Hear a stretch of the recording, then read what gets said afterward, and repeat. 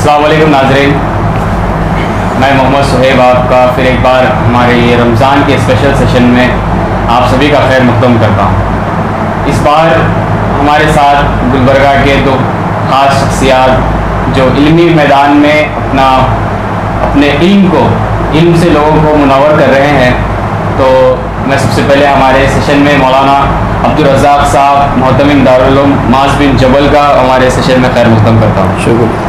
اور اسی کے ساتھ حافظ میر عامر علی خان صاحب صدر مدرس ضیاء العلوم کے جو ہے یہ صدر مدرس بھی ہیں، آپ کا بھی ہمارے سیشن میں خیر مقدم کرتا ہوں۔ مولانا، سب سے پہلے آپ سے یہ سوال کیا جائے گا کہ کس طریقے سے رمضان کو گزارا جائے، کیونکہ ہمارا عنوان بھی یہی ہے کہ رمضان کو کس طریقے سے گزاریں، اور اس سے پہلے کئی رمضان آئے اور اس رمضان میں کیا تبدیلی نظر آ رہی ہے اور لوگوں کی لاپرواہی اس رمضان میں کیا نظر آ رہی ہے آپ کو؟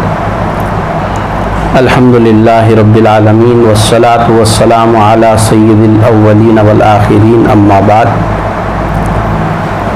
سب سے پہلی بات تو میں آپ کے سامنے یہ عرض کر دوں کہ حضرت سلمان فارسی رضی اللہ تعالیٰ عنہ ایک مشہور و معروف صحابی ہیں جو فارس کے رہنے والے تھے، اسلام قبول کیا اور رسول اللہ صلی اللہ علیہ وسلم کی خدمت اقدس میں زندگی گزارنے لگے۔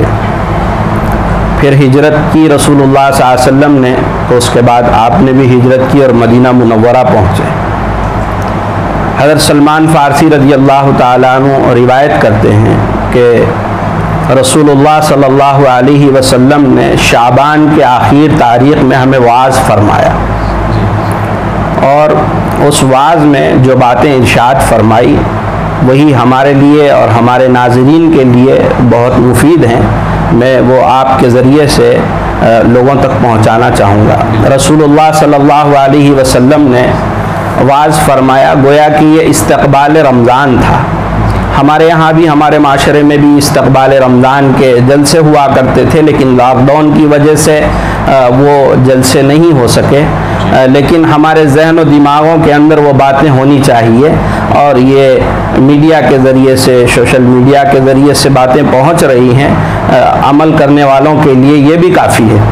حضرت رسول اللہ صلی اللہ علیہ وسلم نے فرمایا کہ دیکھو تم پر ایک بہت بڑا مہینہ آنے والا ہے، بہت مبارک مہینہ آنے والا ہے، اور اس میں ایک رات ہے جو 1000 مہینوں سے بہتر ہے، یعنی شب قدر، اور اس کے روزوں کو اللہ نے فرض قرار دیا ہے، اور اس کے رات کے قیام یعنی تراویح کو سنت قرار دیا ہے۔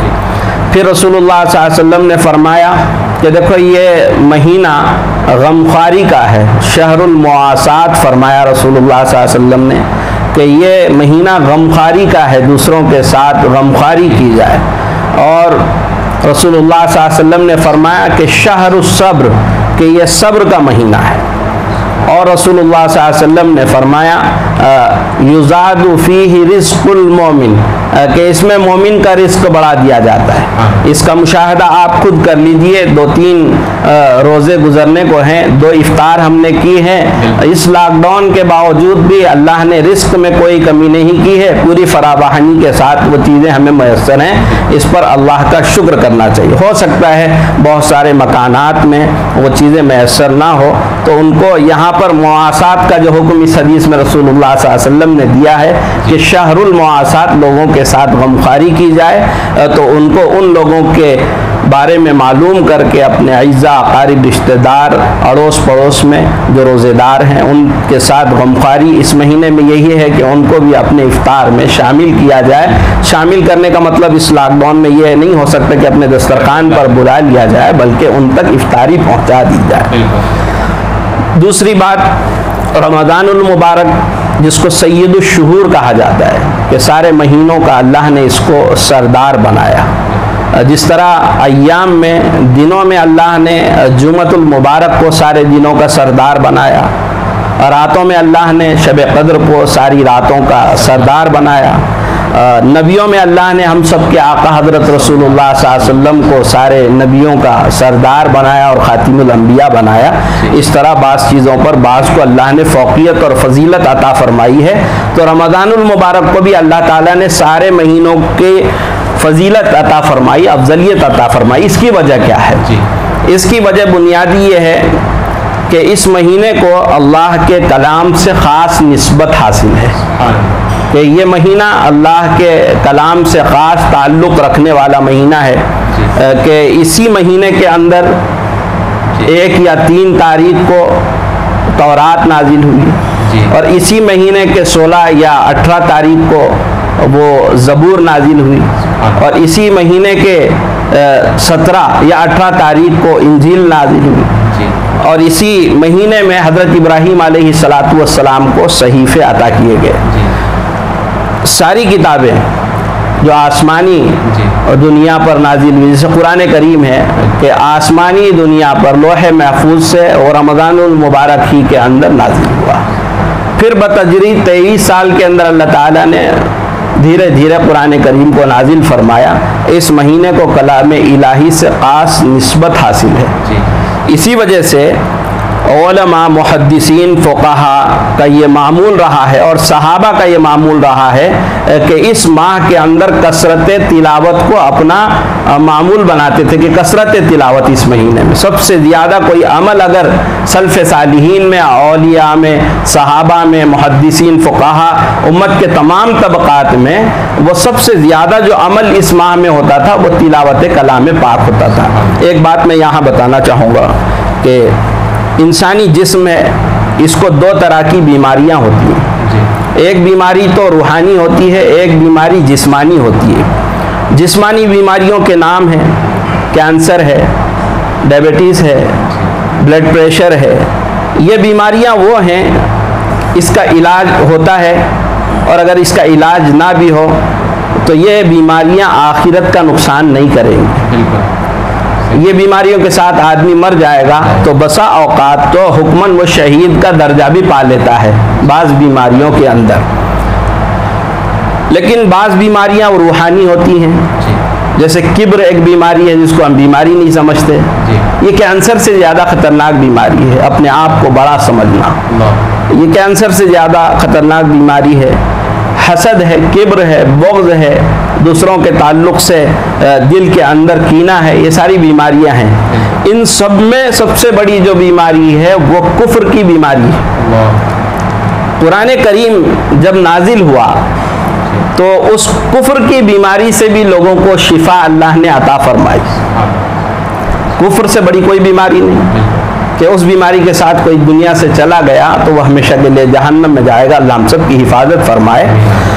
تو اس بیماری سے بھی اللہ نے شفا عطا فرمائی قرآن کی وجہ سے کہ قرآن آیا، اللہ نے اللہ کی کتاب کو سنا لوگوں نے تو اللہ نے ان کو ہدایت دی، اس بیماری سے ان کو شفا مل گئی۔ اور یہ جو بیماری اس وقت آئی ہوئی ہے کرونا، اللہ کی ذات سے امید ہے کہ کثرت تلاوت کی وجہ سے اللہ پاک اس بیماری سے بھی نجات عطا فرمائے۔ تو اس ماہ مبارک میں اتنے زیادہ فضائل ہیں، جیسے آپ نے بتایا کہ چاروں آسمانی کتاب اسی مہینے میں اترے ہیں۔ تو مولانا آپ حافظ ہیں تو لوگوں کو کیا ترغیب دیں گے کہ اس لاک ڈاؤن میں تلاوت قرآن؟ حافظ صاحب سے میں گزارش کرتا ہوں ہمارے اسپیشلی نوجوانوں میں اس کا آپ کیوریوسٹی یعنی کہ اس کی طرف راغب ہونے کے لیے کیا میسج دینا چاہیں گے کہ تلاوت قرآن میں بڑھوتری کرنے کے لیے؟ بسم اللہ الرحمن الرحیم۔ جیسا کہ مولانا نے احادیث کی روشنی میں بہت ساری باتیں سامعین کے گوش گزار کی ہیں، اور اس وقت رمضان المبارک کا موقع چل رہا ہے اور رمضان المبارک کو خاص نسبت ہے قرآن کریم سے۔ اللہ جل شانہ نے کلام مجید کے اندر رمضان المبارک کو قرآن کریم کے ساتھ خاص نسبت عطا فرمائی ہے۔ شہر رمضان الذی انزل فیہ القرآن ھدی للناس وبینات من الھدی والفرقان، یعنی قرآن کریم انسانوں کی ہدایت کے لیے نازل کیا گیا ہے، اور رمضان المبارک میں اللہ تعالیٰ نے اس کو لوح محفوظ سے آسمان دنیا پر اور پھر اللہ کے نبی صلی اللہ علیہ وسلم کے سینہ مبارک پر نازل فرمایا۔ تو یہ آسمانی کتابوں کے جیسا کہ مولانا نے فرمایا کہ چاروں مشہور آسمانی کتابیں رمضان میں ہی نازل ہوئی ہیں، اسی طرح قرآن کریم جس کو کتاب اللہ کے ساتھ کلام اللہ کا بھی شرف حاصل ہے، اللہ نے اسی مہینے میں نازل فرمایا ہے۔ کسی شاعر نے بہت اچھی بات کہی تھی کہ بے زبانوں کو جب زبان دیتا ہے تو پڑھنے کو ان کو قرآن دیتا ہے، بخشش پہ آتا ہے بندوں کے گناہوں پر تو انہیں تحفے میں رمضان دیتا ہے۔ تو اللہ جل شانہ نے گناہوں کے بخشش کے لیے یہ رمضان المبارک کا مہینہ ہمیں عطا فرمایا ہے، اور کثرت سے اس کی تلاوت کرنے کے لیے، اللہ کے کلام کو پڑھنے کے لیے، اللہ کے کلام کی تلاوت کرنے کے لیے اور اس کو سمجھنے کے لیے اللہ تعالیٰ نے ہمیں زبان دی ہے، دل دیا ہے، دماغ دیا ہے۔ اس لیے ہم کو چاہیے کہ کثرت سے تلاوت کریں، لیکن عام طور سے چونکہ رمضان المبارک میں قرآن کریم کی تلاوت سننے کے لیے، ایک سنت پر عمل کے لیے ایک موقع تھا، وہ تراویح میں کلام مجید ہم لوگ سنتے تھے، لیکن اس سال ایسے حالات آئے کہ ہم کو اپنی زندگی میں شاید اس سے پہلے کبھی دیکھنے کا موقع نہ ملا، اور اللہ کرے کہ آئندہ ایسا موقع ہم کو نہ ملے۔ تو اس وجہ سے بہت سارے ہمارے نوجوان اور ہمارے بزرگ حضرات اس سے محروم ہوئے ہیں کہ اس سال کہیں قرآن کریم کو کسی امام کے پیچھے سن سکیں، لیکن ہم ایسے حضرات کو مایوس ہونے سے بچانے کے لیے پیغام دینا چاہتے ہیں کہ کم سے کم وہ اپنے گھروں کے اندر اپنا زیادہ وقت قرآن کریم کی تلاوت کے اندر گزاریں۔ قرآن کریم کی تلاوت کرنا یہ بھی ایک باعث ثواب کی چیز ہے۔ قرآن کریم ایک ایسی مقدس کتاب ہے جس کو دیکھنا بھی ثواب ہے، جس کا پڑھنا بھی ثواب ہے، جس کا چھونا بھی ثواب ہے، جس کی تلاوت بھی ثواب ہے۔ تو یہ سارے کام ثواب کے ہیں، اور رمضان المبارک میں اس کے علاوہ ہمارا کوئی ایسا وقت نہیں ہے جو اللہ کی عبادت کے علاوہ ہم کو گزارنا ہے۔ تو بہتر یہ ہے کہ قرآن کریم کی تلاوت میں زیادہ وقت گزاریں، اور جہاں تک ممکن ہو سکے تراویح کے اندر اس کو کسی حافظ قرآن سے اگر کوئی آسانی سے مل سکے تو اس کے پیچھے قرآن کریم کو تراویح میں سننے کی کوشش کریں، چونکہ ایک سنت ہے کہ مکمل کلام مجید تراویح میں سننا، لیکن اگر یہ ممکن نہ ہو تو جو بھی جتنا یاد ہو اس کو تراویح میں پڑھنے کی کوشش کریں۔ گھر میں عورتوں کو بھی چاہیے کہ وہ قرآن کریم کی تلاوت میں زیادہ وقت گزاریں۔ عام طور سے دیکھا گیا کہ عورتیں اس طرف توجہ نہیں دیتی، رمضان میں ان کا زیادہ وقت گھر کے لوگوں کی افطاری میں اور سحر کی تیاری میں اور پھر ان کاموں سے تھک کر کے زیادہ آرام کرنے میں گزرتا ہے۔ تو اگر عورتیں تلاوت نہیں کر سکتی، چونکہ عورتوں کے کچھ مخصوص ایام ہوتے ہیں اس میں تلاوت سے منع کیا گیا ہے، اس میں قرآن کو چھو نہیں سکتے، تلاوت نہیں کر سکتے، تو اپنا وقت استغفار میں، اذکار میں، اللہ کی یاد میں گزاریں۔ اس کے لیے پاکی اور ناپاکی اور جگہ اور وضو اور بے وضو ہونا کسی قسم کی کوئی پابندی نہیں ہے، اللہ کے ذکر میں اپنا زیادہ وقت گزاریں، اور یہ کام گھر کے دوسرے کام کرتے ہوئے بھی اپنی زبان سے کر سکتے ہیں۔ تو میں ہمارے نوجوانوں کو خصوصاً اور سارے مسلمانوں کو عموماً یہ پیغام دینا چاہتا ہوں رمضان المبارک کے واسطے سے کہ اپنا وقت ایسے حالات کے اندر جس میں ہم مساجد کے اندر نماز پڑھنے سے محروم ہیں اور کسی امام کے پیچھے تراویح پڑھنے سے محروم ہیں، تو اس کو یہ اللہ کی طرف سے بس یہ سمجھے کہ یہ کوئی اللہ کی مشیت تھی جو اللہ نے ہمارے لیے یہ پیدا فرمائی ہے، اس احساس کو اجاگر کرنے کے لیے کہ ہم دنیا کے اندر کس مقصد کے لیے آئے ہیں ہم اس کو بھولے ہوئے تھے۔ اب تک ہم کو یہی نہیں پتا تھا کہ ہم کیوں آئے ہیں، تو اللہ نے ہم کو آج آگاہ کر دیا ہے کہ دنیا میں جو کچھ ہوتا ہے یہ اللہ کی مشیت سے ہوتا ہے۔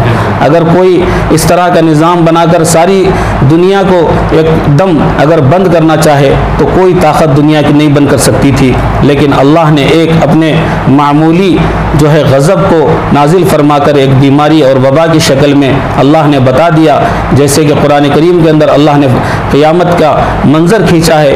جب ساری دنیا ختم ہو جائے گی اس وقت اللہ فرمائیں گے کہ آج کون ہے بادشاہ، آج کون ہے، تو اس کا ایک نظارہ آج ہمیں محسوس ہو رہا ہے کہ اللہ ہی ہے ساری کائنات کا مالک، جس وقت جیسے چاہے اللہ تعالیٰ دنیا کے نظام کو چلا سکتے ہیں، بند کر سکتے ہیں، یہ اللہ کی قدرت ہے۔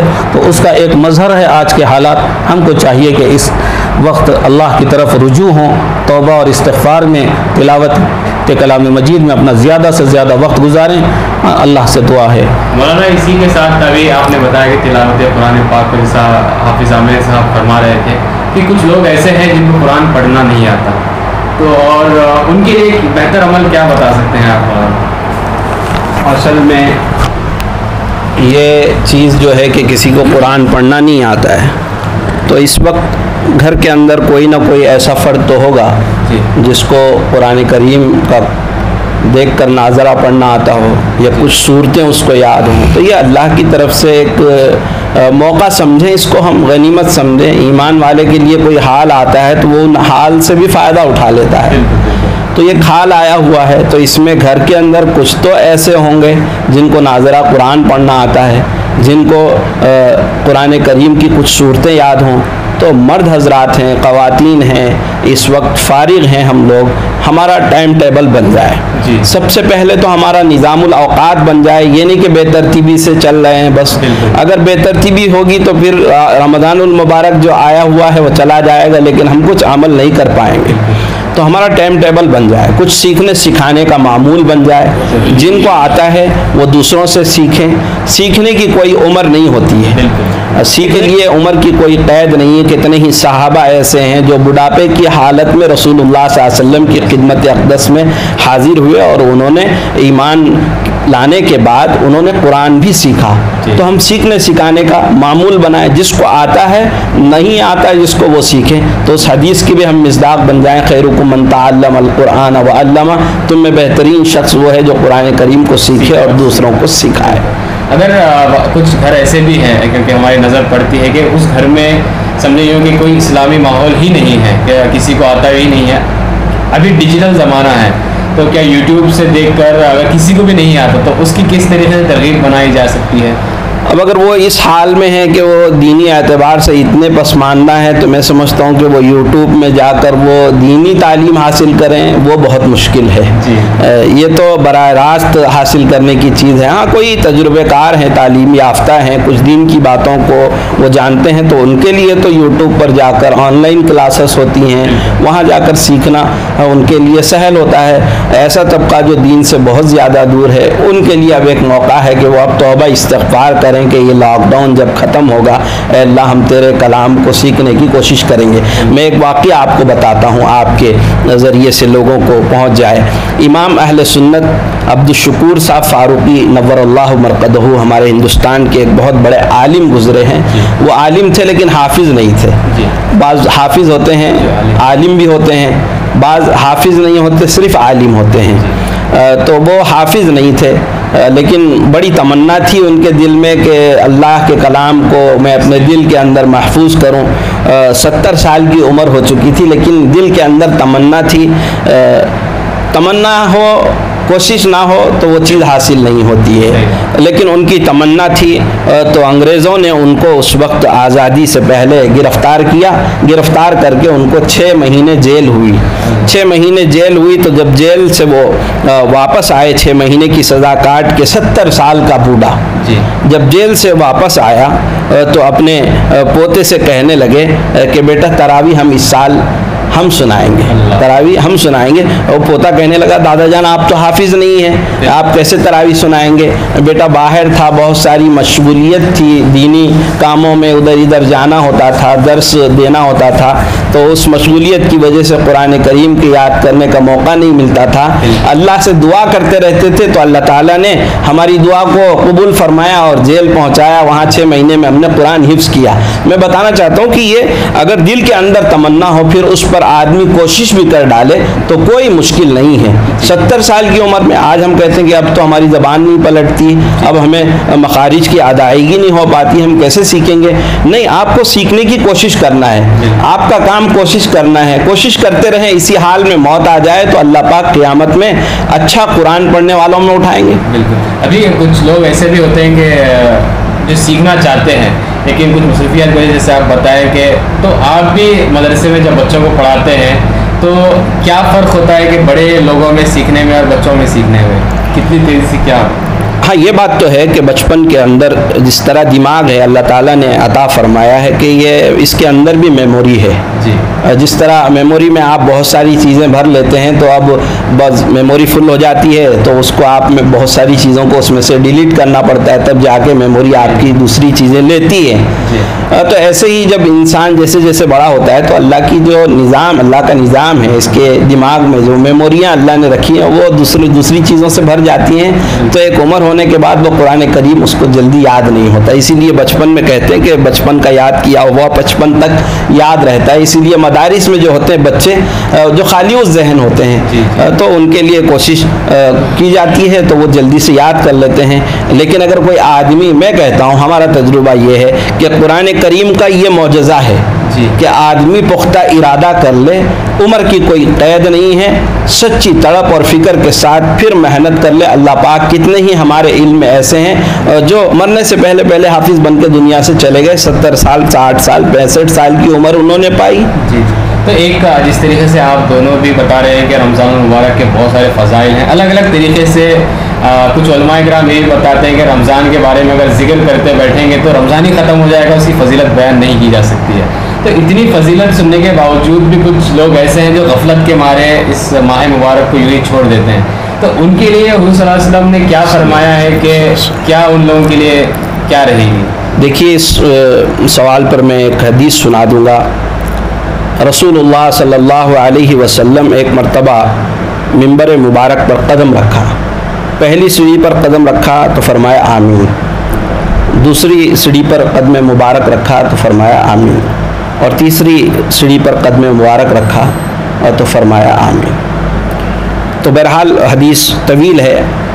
تو یہ جبرائیل علیہ صحابہ اکرام رضوان اللہ علیہ مجمعین رسول اللہ صلی اللہ علیہ وسلم کی ہر ادا کو دیکھنے والے, اور کوئی نئی چیز پیش آتی تو صحابہ اکرام رسول اللہ صلی اللہ علیہ وسلم سے باادب اس کو پوچھ لیا کرتے تھے کہ اللہ کے رسول صلی اللہ علیہ وسلم آپ کو ہم نے یہ عمل کرتے ہوئے دیکھا, اس سے پہلے کبھی ہم نے ایسا عمل کرتے ہوئے آپ کو نہیں دیکھا. تو رسول اللہ صلی اللہ علیہ وسلم سے صحابہ نے پوچھا اللہ کے رسول آپ نے منبر پر قدم رکھتے ہوئے تینوں سیڑھیوں پر قدم رکھا تو آمین فرمایا, اس سے پہلے کبھی آپ کو ہم نے آمین کہتے ہوئے نہیں سنا تھا. تو رسول اللہ صلی اللہ علیہ وسلم نے فرمایا کہ میں نے پہلی سیڑھی پر قدم رکھا تو میں نے جبرائیل کو یہ بد دعا کرتے ہوئے سنا کہ جس شخص نے 3 دعائیں فرمائی 3 سیڑھیوں پر, اس میں سے ایک چیز ماں باپ کی خدمت کے حوالے سے بھی فرمایا کہ جس نے ماں باپ کو بڑھاپے کی حالت میں پایا یا ان دونوں میں سے کسی ایک کو پایا, وہ ان کی خدمت کے ذریعے سے اللہ کو راضی نہ کر لے, ہلاک ہو جائے وہ شخص. یہ بات فرمائی. اور اسی حدیث مبارکہ میں بھی فرمایا کہ جس کو رمضان المبارک کا مہینہ مل جائے پھر بھی اس کی مغفرت نہ ہو, اس پر جبرائیل علیہ السلام نے بدعا فرمایا ہلاک ہو جائے وہ شخص کہ جس نے رمضان کا مہینہ پایا اور اس کی مغفرت نہ ہوگی.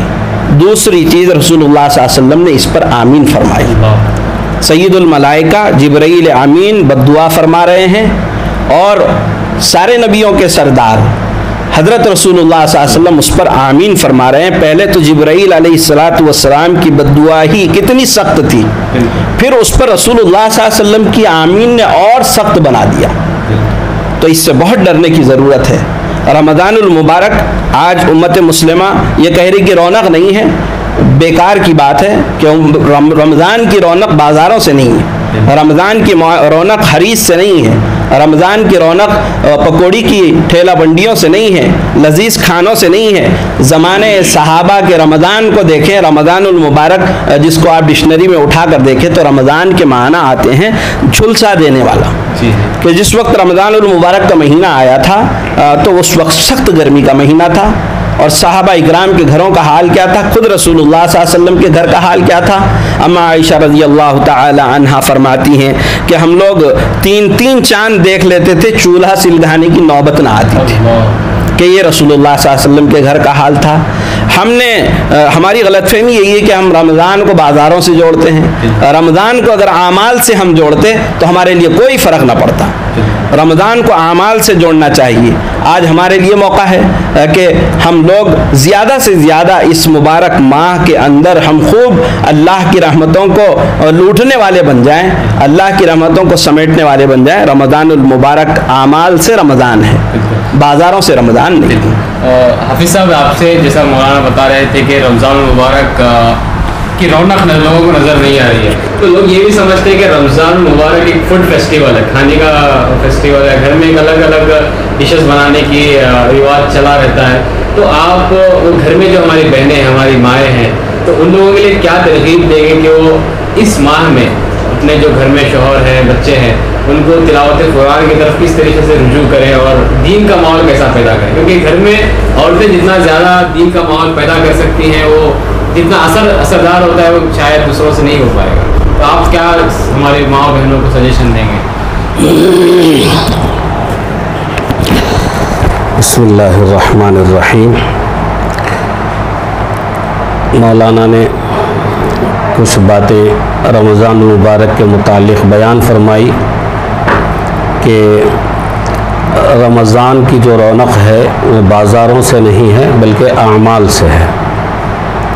تو یہ بالکل حقیقت ہے کہ اس وقت کا جو رمضان ہے یہ انسان کو دوسری مشغولیات سے فارغ کر کے صرف اپنے مولا کی عبادت میں زیادہ وقت لگانے کا موقع ہے۔ اور باقی رہا گھر کے ماحول کا کہ عورتیں اس میں کیا رول ادا کر سکتی ہیں، تو عورتوں کا رول تو ہر جگہ پر ایسا ہوتا ہے کہ اگر وہ کسی کام کو چاہیں تو پھر وہ کام جب تک مکمل نہیں ہوتا وہ عورتیں اس وقت تک یہ نہیں ہوتی کہ اس کو کام کو پورا کرتی ہیں۔ عورتیں چاہیں کہ ہمارا گھر کا ماحول بالکل جو ہے ایسا بن جائے کہ ہمارے گھر کے ہر فرد اپنے پورے اوقات کو اللہ کی عبادت میں گزاریں، تو عورتیں کر سکتی ہیں اس کو۔ آج کل چونکہ گھروں کے اندر یہ دیکھا جاتا ہے کہ عورت اگر کوئی کام کرنا چاہے تو مرد اس کو کچھ نہیں کر سکتا ہے۔ تو جب عورت دنیا کے معاملے کے اندر اپنے بچوں کو اور اپنے شوہر کو منا کر کے دنیا کی ضروریات پوری کرا سکتی ہے، دنیا کے جو بھی خواہشات ہیں اس کو پوری کرا سکتی ہے، تو اگر عورت چاہے کہ ہم اس وقت تک سحری میں ہم فلاں چیز اپنے بچوں کو نہیں دیں گے، شوہر سے کہیں گے کہ جب تک آپ سحری سے پہلے 2 رکعت یا 4 رکعت جتنا وقت ہو تہجد نہیں پڑھیں گے، اس وقت تک ہمارے گھر کے اندر یہ نہیں پکے گا، یہ کام نہیں ہوگا، یہ سہولت نہیں ہوگی۔ تو عورت چاہے تو یہ کام ہو سکتا ہے کہ گھر کے پورے، چونکہ عورت ایک گھر کا ماحول، ایک عورت اگر دیندار ہو تو سارے خاندان کو دیندار بنا سکتی ہے۔ تو عورت گھر کے اندر ہم یہ پیغام دیتے ہیں خواتین کو جو گھروں کے اندر آج کل اپنی بچوں کی تربیت، اللہ کے نبی صلی اللہ علیہ وسلم سے ایک صحابی نے نجات کے بارے میں سوال کیا تھا، حضرت عقبہ بن عامر رضی اللہ عنہ نے کہ اللہ کے نبی نجات والے کیا اعمال ہیں؟ تو اللہ کے نبی صلی اللہ علیہ وسلم نے 3 باتیں ارشاد فرمائی تھی، املک علیک لسانک ولیسعک بیتک وابکی علی خطیئتک۔ کہ سب سے پہلے اللہ کے نبی صلی اللہ علیہ وسلم نے فرمایا کہ زبان کی حفاظت کرو۔ یہ زبان بہت سارے گناہوں کا ذریعہ ہے، اور اسی زبان کے ذریعے سے اللہ کے نبی صلی اللہ علیہ وسلم نے ارشاد فرمایا کہ آدمی ایسے جملے کہتا ہے کہ جس کی وجہ سے وہ جہنم کے سب سے نیچے طبقے میں پہنچتا ہے، اور اسی زبان کے ذریعے سے آدمی کو اتنا اونچا مقام عطا فرماتے ہیں اس کو تصور بھی نہیں ہوتا۔ تو زبان کی حفاظت، اور دوسری بات ولیسعک بیتک، اپنا وقت زیادہ سے زیادہ گھر میں گزارو۔ تو اب اس بات پر بہت کوشش کی گئی کہ ہمارے نوجوان اور ہمارے بڑے حضرات گھروں میں وقت زیادہ گزاریں، لیکن انہوں نے اس پر عمل نہیں کیا۔ لیکن اب ایسے حالات آئے ہیں کہ گھر کے باہر جانے کے کوئی چانس نہیں ہے، سارا وقت گھر میں گزار رہے ہیں۔ جب گھر میں گزار رہے ہیں تو اس کو ایک نجات کا ذریعہ بنا سکتے ہیں اپنی اولاد کی تربیت کے لیے۔ اچھا موقع ہے کہ 24 گھنٹے ہماری اولاد ہمارے سامنے ہے، اور بیوی ہمارے سامنے ہے، اور بیوی کے سامنے شوہر ہے۔ بیوی اپنے پورے شوہر کا جو ہے پورا وقت جب سامنے گزر رہا ہے تو اس کو پتہ چلتا ہے کہ میرے شوہر بس کس پوزیشن میں رہتے ہیں، تو اس کو چاہیے کہ اپنے گھر کا ماحول، شوہر کو چاہیے اگر وہ گھر کے اندر اللہ نے حاکم شوہر کو بنایا ہے تو شوہر اگر اپنی حاکمیت کو محفوظ رکھا ہوا ہے، اپنا اثر و رسوخ رکھا ہوا ہے، تو اپنے گھر کی عورتوں کو دیندار بنائے، اپنے بچوں کو دیندار بنائے۔ لیکن شوہر حاکم بنانے کے باوجود آج کے حالات میں اکثر گھروں کا یہ حال ہے کہ عورت حاکم بنی ہوئی ہے گھر کی۔ اگر عورت حاکم ہے تو اللہ کے نبی صلی اللہ علیہ وسلم کی ایک حدیث ہے کہ جس گھر کے یا جس علاقے کی حکمران عورت ہوگی اس وقت زمین پہ رہنے سے بہتر زمین کے اندر رہنا چاہیے، یعنی قبر میں جانا بہتر ہے زمین پر زندگی گزارنے سے۔ تو وہ ماحول تباہ اور برباد ہوتا ہے جس گھر کی عورت حاکم ہوتی ہے، اور حاکم بنی ہوئی ہے لیکن دیندار ہے کہ وہ دین کے کاموں میں اپنی حاکمیت کو استعمال کر رہی ہے، تو گھر کے ماحول کو بہت جلد سدھار سکتی ہے۔ تو میں عورتوں سے گزارش کرتا ہوں اور مرد حضرات کو بھی گزارش کرتا ہوں کہ اپنے بچوں کی اور اپنے گھر والوں کی تربیت کا بہت اچھا موقع ملا ہوا ہے، گھر کے اندر زیادہ رہنے کا موقع ہے، دوسری مصروفیتیں نہیں ہیں، تو زیادہ سے زیادہ اپنے اوقات کو عبادت میں گزاریں اور رمضان کی قدردانی میں گزاریں۔ جس طریقے سے حافظ صاحب بتا رہے تھے کہ یہ اچھا موقع ہے کہ ہمارے گھر کے کہاں پہ دین کے معاملے میں کہاں کمزوری ہے اس کو سدھار سکتے ہیں۔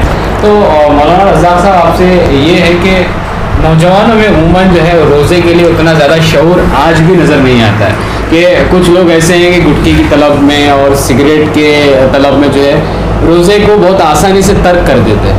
تو ان کے لیے آپ کیا کہیں گے کہ اتنے مقدس ماہ میں روزہ ایک عظیم عبادت ہے اور اس کو بھی ترک کیا جا سکتا ہے، کچھ لوگ ترک کر دیتے ہیں؟ بنیادی چیز اللہ کے دین سے دوری کا یہ نتیجہ ہے کہ اللہ کے حکم کی عظمت نہیں ہے، کہ اللہ کتنے بڑے ہیں، اللہ کا حکم کتنا بڑا ہے۔ جب یہ چیز سامنے نہیں ہوتی ہے تو پھر اللہ کے حکم کا توڑنا آسان ہو جاتا ہے۔ یہی وجہ ہے کہ رمضان المبارک کے کتنے فضائل علماء سے امت نے نہ سنے ہوں گے، اور کتنے بیانات آج سے پہلے نہ ہوئے ہوں گے کہ ایک روزہ رمضان المبارک کا اگر کوئی چھوڑ دے جان بوجھ کر اور پھر ساری زندگی وہ روزے رکھتا رہے، پھر بھی اس ایک روزے کے ثواب کو وہ نہیں پا سکتا۔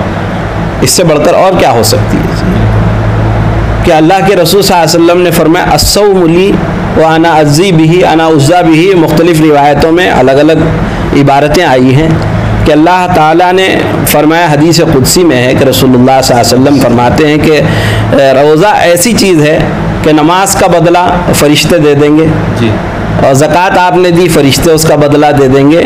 اللہ کے رسول صلی اللہ علیہ وسلم نے فرمایا، اللہ تعالیٰ فرماتے ہیں کہ روزہ میرے لیے ہے اور روزے کا بدلہ میں دوں گا۔ روزے کا بدلہ فرشتے نہیں دیں گے، اللہ خود دیں گے۔ ایک روایت میں ہے کہ روزے کا بدلہ میں خود ہوں۔ بتاؤ اس کو اب کیا چیز باقی رہے گی؟ جس کو بادشاہی مل گیا تو اب اس کی ساری حکومت میں جو چاہے وہ کرے۔ مطلب اللہ کو راضی کرنے والا سب سے بہترین عمل کیا جا سکتا ہے۔ ہاں، بہترین عمل، اللہ کی رضا کا سب سے بہترین عمل یہی ہے، اور اسی لیے یہ روزوں کو پچھلی امتوں پر بھی فرض کیا تھا۔ یا ایھا الذین آمنوا کتب علیکم الصیام کما کتب علی الذین من قبلکم لعلکم تتقون، کہ ہم نے تم سے پہلی امتوں پر بھی روزوں کو فرض کیا تھا۔ اللہ تعالیٰ فرماتے کہ ایمان والو، ہم نے تم سے پہلی امتوں پر بھی روزوں کو فرض کیا تھا جس طرح کہ تم پر روزوں کو فرض کیا ہے۔ اچھا، اب کیوں روزوں کو فرض کیا ہے؟ کہ اللہ کے خزانے میں کمی ہو گئی کہ ایک مہینہ اس کو بھوکا رکھ کر پوری انسانیت کو لیول کرنا چاہتے ہیں؟ نہیں، استغفر اللہ، اللہ کے خزانے میں کبھی کمی نہیں ہو سکتی۔ لیکن کیوں روزے رکھوا رہے ہیں؟ اس آیت مبارکہ کے آخر میں فرمایا لعلکم تتقون، تمہارے اندر تقوی پیدا ہو جائے۔ اب یہ تقوی کس کو کہتے ہیں؟ ہمارے اردو زبان کے اندر بھی، ہمارے گفت و شنید میں بھی، آپسی بات چیت میں بھی آتے ہیں کہ تقوی اختیار کرنا چاہیے۔ تقوی کس کو کہتے ہیں؟ ایک سوال ہے۔ عام طور سے اردو زبان میں ڈرنے کو تقوی کہتے ہیں، لیکن تقوی کے بہت وسیع معنی ہیں۔ حضرت ابی ابن کعب رضی اللہ تعالیٰ عنہ ایک صحابی رسول ہیں جو قاری قرآن سے مشہور ہیں۔ اللہ کے رسول صلی اللہ علیہ وسلم نے اس صحابی سے فرمایا تھا کہ ابی مجھے قرآن سنائیے، یہ وہ صحابی ہیں۔ حضرت عمر رضی اللہ تعالیٰ عنہ نے ایک مرتبہ ابی ابن کعب رضی اللہ تعالیٰ عنہ سے پوچھا کہ ابی تقوی کس کو کہتے ہیں؟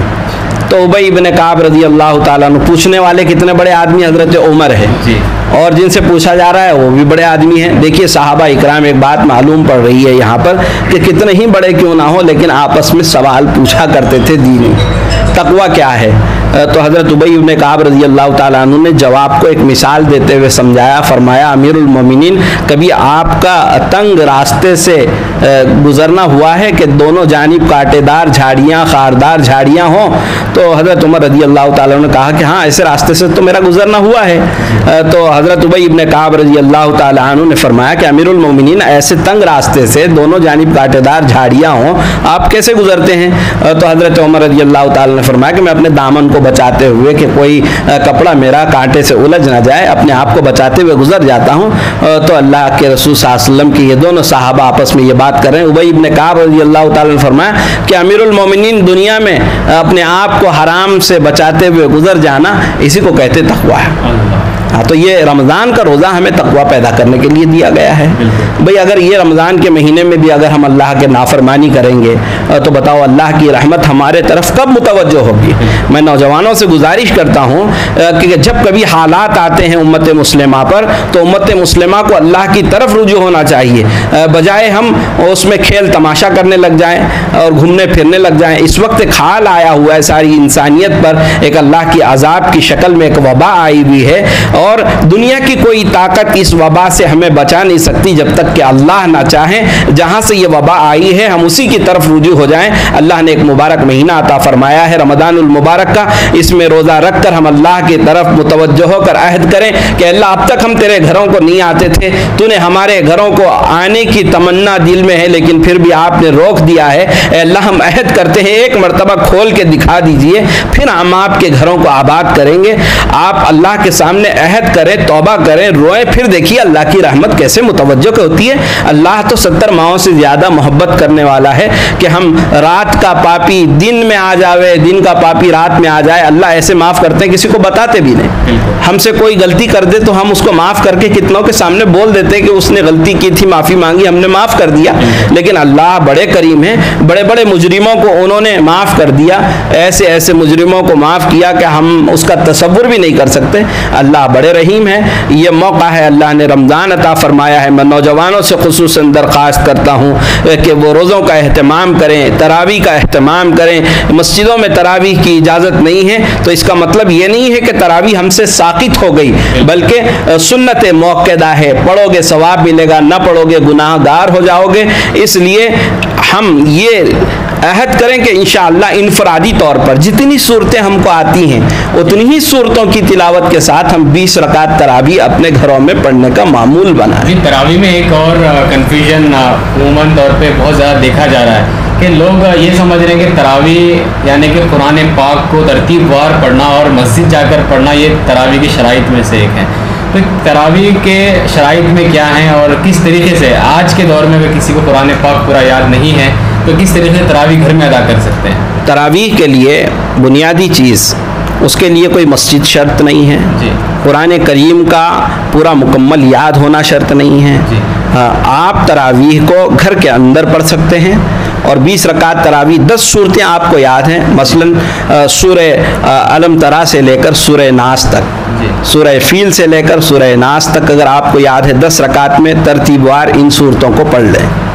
फिर दूसरी 10 रकातों में फिर इन्हीं सूरतों को पढ़ लें।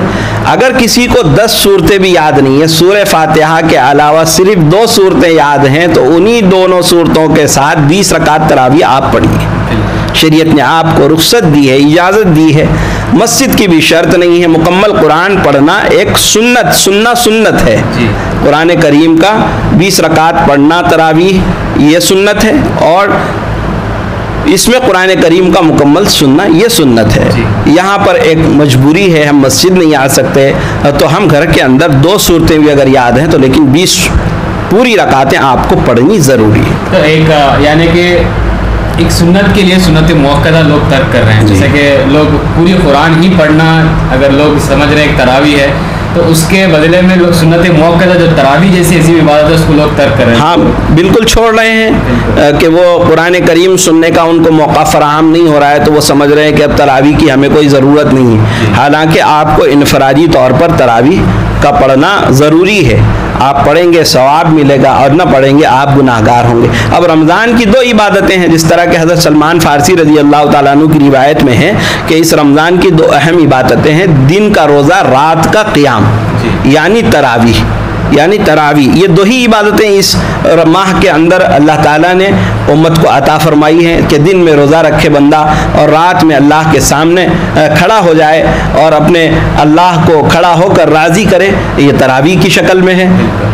تو ابھی روزے کے جو لوگ جو لڑکے ہوتے ہیں چھوٹے، کیا عمر سے روزہ رکھا جا سکتا ہے اور کیا عمر سے روزہ فرض ہوتا ہے؟ اب عام طور سے 15 سال کی عمر میں لڑکے بالغ ہو جاتے ہیں اور لڑکیوں کا مسئلہ کچھ اور 2 سال پہلے سے ہے. تو سن بلوغ کو جب پہنچ جائیں تو ان پر روزہ فرض ہو جاتا ہے. اور اگر اس سے چھوٹے بچوں کو اگر کوئی ماں باپ تاکہ یہ اللہ کے حکموں پر چلنے کے عادی بن جائیں، ان پر روزہ فرض نہیں ہے پھر بھی ان کو روزہ رکھواتے ہیں، تو ایسی صورت میں اللہ تعالیٰ ان کے ماں باپ کو اس کا اجر عطا فرمائیں گے. ان کے ماں باپ کو اس کا اجر عطا فرمائیں گے کہ وہ بچوں کو اللہ کے حکم کی عظمت بچپن سے ہی بتا رہے ہیں. جس طرح نماز کے سلسلے میں بھی ہے، بچہ جب 7 برس کا ہو جائے تو اس کو نماز کا حکم کرو، اور جب بچہ 10 سال کا ہو جائے نہ پڑھنے پر اس کو ہلکی سی تنبیہ بھی کر دو اس کو، تاکہ وہ اللہ کے حکموں پر چلنے کا عادی بن جائے. یہ تربیت کے طریقے رسول اللہ صلی اللہ علیہ وسلم نے بتائے ہیں. ورنہ تو روزے کی فرضیت تو چاہے لڑکا ہو یا لڑکی، وہ بالغ ہونے کے بعد ہی اس پر فرض عائد ہو جاتا ہے. اس سے پہلے اگر کوئی ماں باپ ترغیباً اپنے بچوں کو روزہ رکھواتے ہیں تو ماں باپ کو اس کا اجر ملے گا. حافظ صاحب، ابھی آخری میں آپ نوجوانوں سے خصوصی طور پہ اس لاک ڈاؤن میں رمضان کو کس طریقے سے گزارے تاکہ اس رمضان میں ہماری مغفرت ہو، کیا طریقہ بتائیں گے؟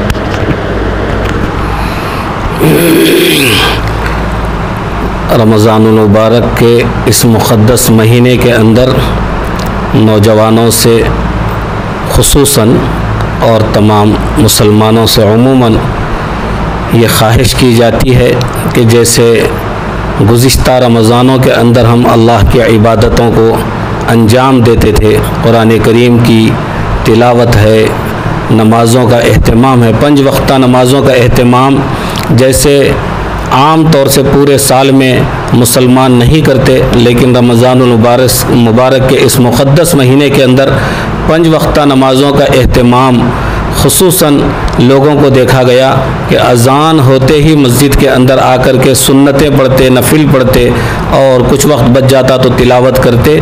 تو جیسے رمضان میں 5 وقتہ نمازوں کا اہتمام کرتے تھے، اسی طرح ہم خواہش کرتے ہیں کہ اس کو صرف رمضان المبارک کی فرض نہ سمجھیں کہ ہم 5 وقت رمضان میں پڑھتے تھے اور اب لاک ڈاؤن ہو گیا تو مسجدوں میں آنا منع کیا گیا ہے اس لیے نمازوں کو چھوڑیں، بلکہ پوری زندگی بالغ ہونے سے لے کر کے موت تک سکرات کی حالت میں آدمی پہنچ جائے، جب تک رشتہ جان کا اور جسم کا باقی ہے اس وقت تک نماز ہر مسلمان پر فرض ہے. تو اسی طرح اس کو ایسے زمانے کے اندر جس میں مسجدوں میں آنے سے روکا گیا ہے، گھروں کے اندر رہنے کا حکم دیا گیا ہے، تو ہم کو چاہیے کہ گھر کے اندر بھی 5 وقتہ نمازوں کا اہتمام جیسے رمضان میں کرتے تھے ویسے ہی کرنا چاہیے، اس کے اندر کوتاہی نہیں کرنا. اور جیسا کہ روزے کے متعلق بھی ابھی مولانا نے بیان فرمایا تفصیل سے کہ روزہ بھی اسلام کے جتنے فرائض ہیں اس میں سے تیسرا فرض ہے، اس کا بھی اہتمام ضروری ہے. اور تراویح کا بھی اہتمام کے بارے میں توجہ دلائی گئی ہے، تو تراویح بھی اہتمام سے پڑھیں اور رمضان کا روزہ بھی اہتمام سے رکھیں، اس کا کوئی بدل نہیں ہے. جیسے ایک روزہ اگر بلا عذر شرعی اگر کوئی چھوڑتا ہے تو ساری زندگی بھی اس کے ثواب کو نہیں پہنچ سکتا. تو ہم کو چاہیے کہ رمضان کے اس مقدس مہینے کے جو لمحات ہماری زندگی میں اللہ نے محض اپنے فضل و کرم سے، چونکہ بہت سارے لوگوں کو دیکھا گیا کہ اللہ تعالیٰ نے ان کو رمضان سے 1 دن پہلے اپنے پاس بلا لیا تو وہ رمضان کی اس مقدس ساعتوں سے محروم ہو گئے. بعضوں کو دیکھا کہ رمضان شروع ہونے کے لیے چند گھنٹے باقی ہیں اور دنیا سے رخصت ہو گئے، لیکن ہم وہ خوش قسمت لوگ ہیں کہ اللہ نے ہم کو ایسے حالات میں بھی اپنی ناراضگی کے جس وقت اللہ تعالیٰ اسباب پیدا کیا ہے، پھر بھی اللہ نے موقع دیا ہے کہ اب بھی تمہیں میرے اپنے سے رجوع ہونے کے تمہیں توفیق دیتے ہیں۔ تو اللہ تعالیٰ نے رمضان کا یہ دینا خود اس بات کی نشاندہی کرتا ہے کہ اللہ ہم سے اب بھی چاہتے ہیں کہ میرے بندے مجھ سے توبہ کریں، استغفار کریں اور مجھ سے رجوع ہوں۔ تو ہم کو چاہیے کہ 5 وقتہ نماز کا بھی اہتمام کریں، اور اگر جماعت کے لیے 2-4 افراد گھر میں نہیں ہو رہے ہیں تو اکیلے نماز پڑھیں۔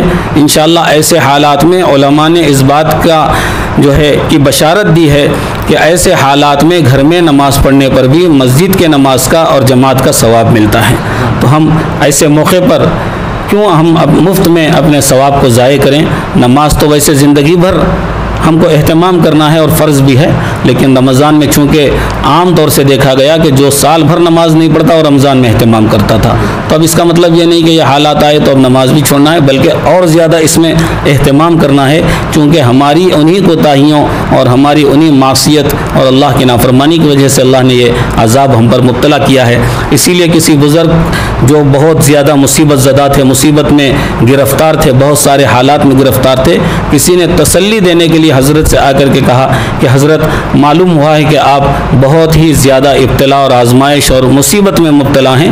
تو حضرت نے فرمایا کہ الحمدللہ میں اس وقت بھی اللہ سے راضی ہوں، میں مصیبت میں مبتلا ہوں، معصیت میں مبتلا نہیں ہوں، یعنی میں اللہ کی نافرمانی میں مبتلا نہیں ہوں۔ تو نافرمانی یہ مصیبت سے زیادہ بڑا جرم ہے۔ تو اسی لیے ہم کو چاہیے کہ اس وقت حالات میں ہم مصیبت میں گرفتار ہیں لیکن اللہ کی معصیت میں مبتلا نہ ہوں، بلکہ اپنا وقت اللہ کو راضی کرنے میں گزاریں۔ مولانا رضا صاحب، آپ سے بھی آخر میں سوال یہ کیا جاتا ہے کہ کچھ لوگ یہ سمجھتے ہیں کہ روزہ رکھنے سے جسم میں کمزوری آ جاتی ہے۔ دیکھا یہ جاتا ہے کہ جس کی تھوڑی سی بھی طبیعت خراب ہو تو طبیعت کا بہانہ بنا کر روزے کو ترک کرتے ہیں۔ تو روزے سے کیا حقیقت میں کمزوری ہوتی ہے، یا پھر حضور صلی اللہ علیہ وسلم نے روزہ رکھنا صحت کے لیے کیا فرمایا ہے؟ بنیادی چیز تو یہ ہے کہ روزہ اللہ کا حکم ہے، جی، اب اس حکم کے پورا کرنے میں جو حال بھی آتا ہے ہمیں اسے برداشت کرنا ہے۔ کہ آدمی کو کسی سے محبت ہو جائے، گھنٹوں اس کے انتظار میں کھڑا ہونا آسان ہو جاتا ہے، سردی گرمی دھوپ پیاس اس کے لیے برداشت کرتا ہے۔ کہ ایمان والا اللہ کی محبت میں اتنا بھی نہیں برداشت کر سکتا ہے؟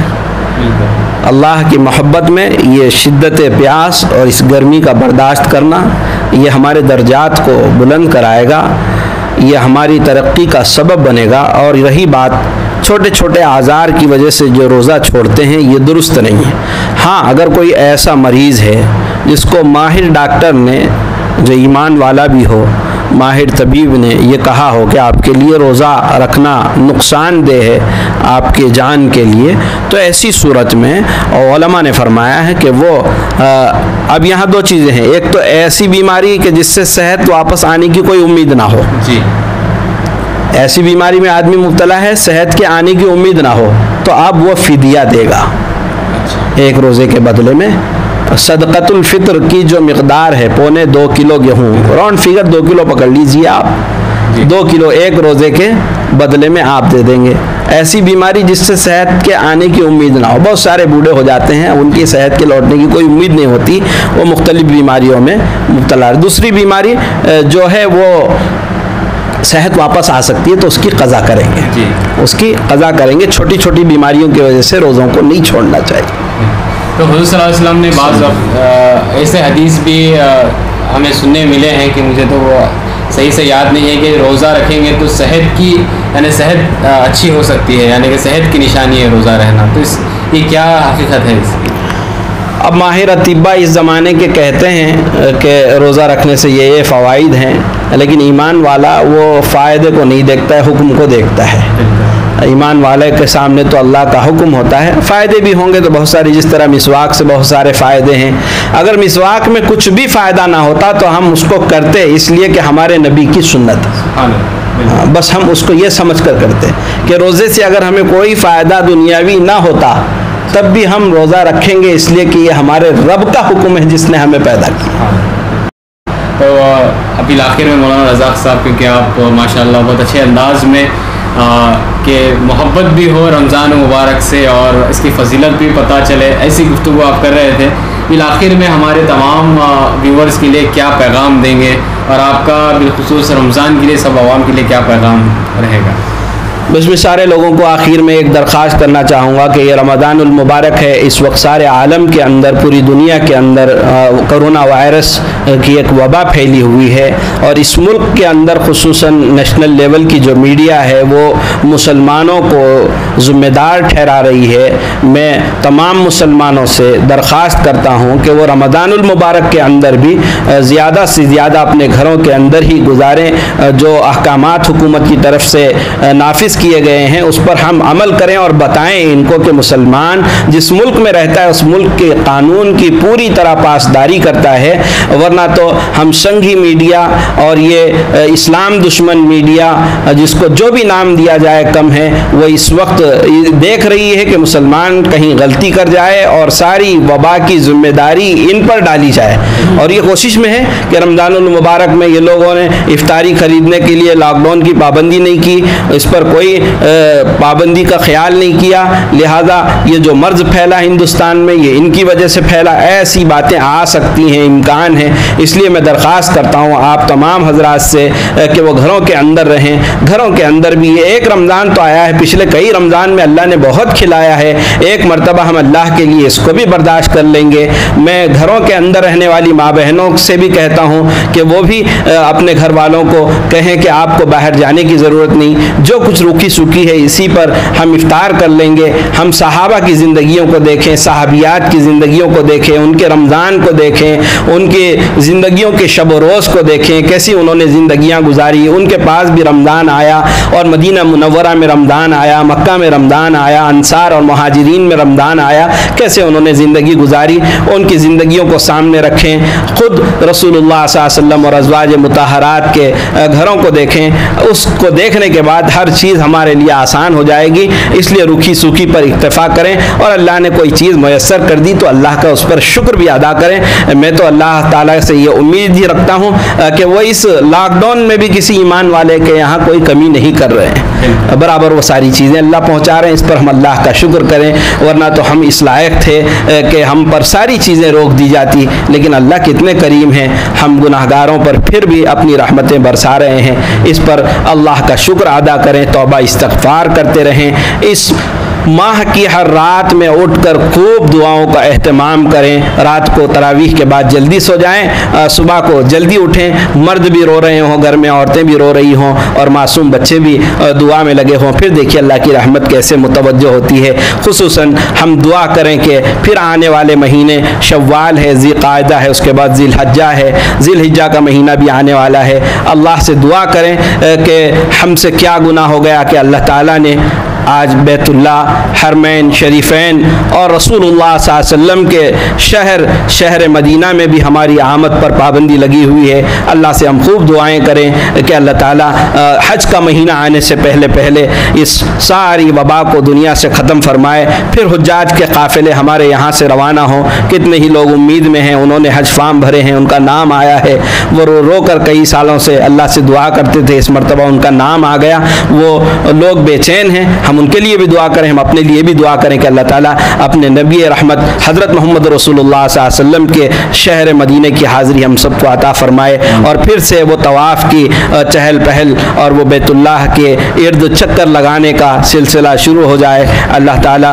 مجھے آپ کو اس ماہ مبارک میں مغفرت عطا فرمائے، اور پوری امت مسلمہ کی مغفرت عطا فرمائے، اور ہر ایسے عمل سے ہماری حفاظت فرمائے جس سے محرومی ہمارے ہاتھ آتی ہو۔ اللہ رب العزت پوری دنیا سے اس کرونا وائرس کے وبا سے امت مسلمہ کی اور ساری انسانیت کی حفاظت فرمائے۔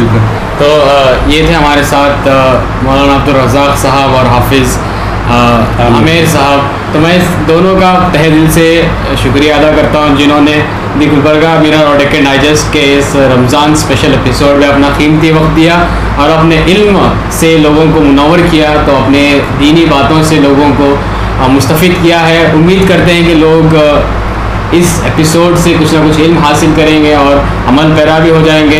ہم اللہ پاک سے دعا کرتے ہیں کہ ہمیں کہنے اور سننے زیادہ عمل کی توفیق دے، اور اسی طریقے سے آپ ہمارا یہ سیشن، یہ ایپیسوڈ اور ہمارا چینل دیکھتے رہیں اور ہمارے لیے بھی دعا کرتے رہیں، اور اس ویڈیو کو شیئر اس نیت سے کریں کہ جن تک یہ ویڈیو جائے گا، دین کا پیغام پہنچے گا، آپ کو بھی ثواب ملے گا، تو اس نیت سے شیئر کرنا نہ بھولیں اور دیکھتے رہیں۔